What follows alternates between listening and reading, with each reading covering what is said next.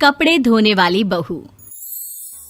शादी के पहले से ही विभा को कपड़े धोने का बड़ा शौक था।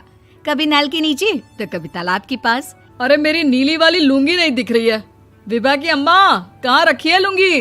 अरे वो तो विभा ने परसों ही धोकर रखी थी आपकी अलमारी में, देखो वहीं होगी। वो ना मैंने आज धो दी, मुझे लगा कि गंदी हो गई होगी। अरे कैसे गंदी हो गई थी? उसे तो मैंने पहना भी नहीं। हे भगवान, इस लड़की के कपड़े धोने की आदत से परेशान हो गया हूँ मैं। जितना तो घर में राशन नहीं आता, उससे कहीं ज्यादा डिटर्जेंट पाउडर का खर्चा है। इसकी शादी करवा दो, शादी जाए अपने घर में ही करे काम, फिर चाहे घर के कपड़े धोने हो या पूरे गांव के। हाँ ठीक बोल रही हो, देखता हूँ मैं कोई लड़का। वो दिन भी आ जाता है जब विभा को देखने लड़के वाले आ जाते हैं। लड़की मुझे अच्छी लगी। होने वाली सास कहती है, बेटी अगर कुछ पूछना है तो पूछ लो। वैसे तो हमारी लड़की बहुत ही शर्मीली है, जो बोल दो वो मान लेती है, इसे क्या पूछना होगा। अरे कैसी बात कर रही हो माँ, मुझे इन लोगों के घर रहना है, सवाल तो कई है। हाँ हाँ बेटा, पूछ लो ना, क्या पूछना है। आप लोगों के घर कपड़े कौन धोता है? सास का मुंह बन जाता है। देखो, अगर तुम ये कहना चाहती हो कि तुम्हें कपड़े धोने नहीं आते तो सुन लो, कपड़े मैं ही धोती हूँ, लेकिन तुम्हारे आ जाने के बाद मैं रुमाल तक नहीं धोऊंगी। अरे चुप रहना भाग्यवान, बहू बेचारी घर आई नहीं, उसे डराना शुरू कर दिया।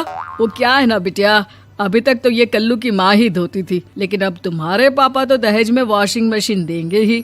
तभी विभा की माँ बोल पड़ती है, सवाल भी पूछा तो क्या। वैसे भाई साहब, मशीन की तो फिर भी कपड़े धोने की कैपेसिटी होती है। मतलब जो बिटिया दे रहे हैं ना विभा, इसे कपड़े धोने का बहुत शौक है। ये आप लोगों के क्या, आस पड़ोस गांव मोहल्ले सबके कपड़े धो दे और उफ तक ना करे।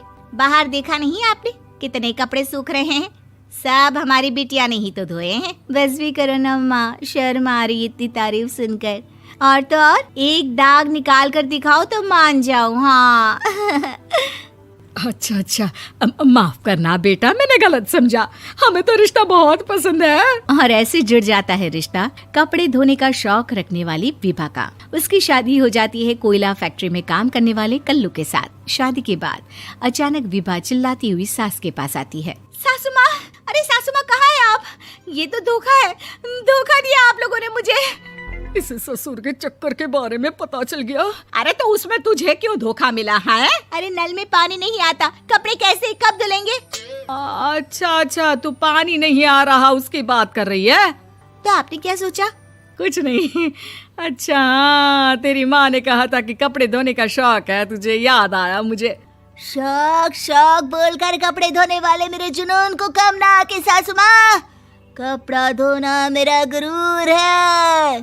तभी पति भी वहाँ आ जाता है। अभी मैंने इसे सनी देओल की फिल्म दिखाई है, उसी के डायलॉग मार रही है माँ। अच्छा सुन, साफ बता रही हूँ, पानी सुबह 4 से 6 और शाम को 10 से 12 आता है, समझी? विभा टाइमिंग सुनकर हैरान हो जाती है। ये क्या भूतों का मोहल्ला है? सुबह 4 बजे उठकर कौन कपड़े धोता है? 4 बजे टंकी में पानी जाता है, फिर सारा दिन धोना ना, किसने मना किया? अरे कैसी बात कर रही हैं? 200 लीटर की टंकी में कितने कपड़े धो लूंगी मैं? सुबह ही उठ जाऊंगी मैं। अब क्या था, विभा सुबह 4 से लेकर रात के 12 बजे तक कपड़े ही धोती रहती। एक रोज सास पड़ोस से निकलकर कहीं जा रही होती है कि साथ वाली कहती है, हाँ कल्लू की माँ, जरा ये बताओ कि 2 साड़ी है, 2 ब्लाउज और एक पेटीकोट और एक नाड़े वाला लंबा कच्छा। हाँ तो?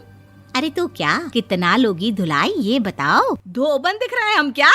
हमारे पति सरकारी नौकरी से अभी रिटायर हुए हैं और बेटा सुपरवाइजर है कोयला फैक्ट्री में। धोबन समझ रखा है हमें।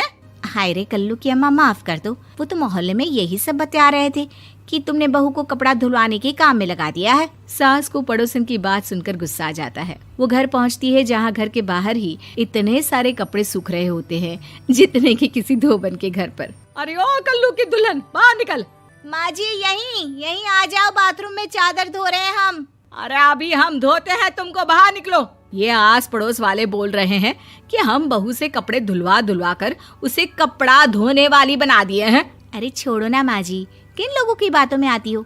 आस पास के लोगों का तो काम ही होता है कि वो किसी तरह सास बहू को लड़ा दे। बहू सारे घर के कपड़े धोती है, ये क्या कम है? बोलिए। सास को भी लग जाता है कि वो बहू का ये सनकीपन नहीं छुड़वा सकती, इससे अच्छा है कि खुद ही चुप हो जाए। एक रोज सास और बहू मंदिर जाते हैं, जहाँ सास की साड़ी वहाँ खड़ी भीख मांगने वाली से मिलती है। माँ जी क्या बात है, आपकी साड़ी उस भिखारन से कितनी मिल रही है ना? हाँ हाँ देखो तो, दोनों की साड़ी मिल रही है। क्या बात है कल्लू की अम्मा, तुम खुद को तो अफसर की बीवी बताती हो और ऐसी सिंपल सी प्लेन साड़ी पहनकर घूमती हो। सिंपल और प्लेन नहीं है ये साड़ी। तो क्या सोने के धागे से फूल बने हैं? कुछ भी सासू माँ, कुछ भी। हाँ बने थे इस साड़ी में सोने के धागे से फूल। मेरे पति लेकर आए थे मद्रास से स्पेशली मेरे लिए 10,000 की। ताहे भाई साहब इस भिखारन के लिए भी सेम टू सेम साड़ी लेकर आए होंगे 10,000 की। सास उस वक्त तो कुछ नहीं कहती, लेकिन बहू के साथ घर आती है और अलमारी से एल्बम निकाल कर लाती है। ये साड़ी देख रही है, ये वही साड़ी है जिसे मैंने अभी पहना था। इस साड़ी में ये जो चमकदार फूल दिख रहे हैं ना, ये सोने के धागों से काढ़े गए हैं। लेकिन तू लोकल वॉशिंग मशीन ब्रश से घिस घिस कर सारे फूलों को निकाल कर साड़ी प्लेन कर दी।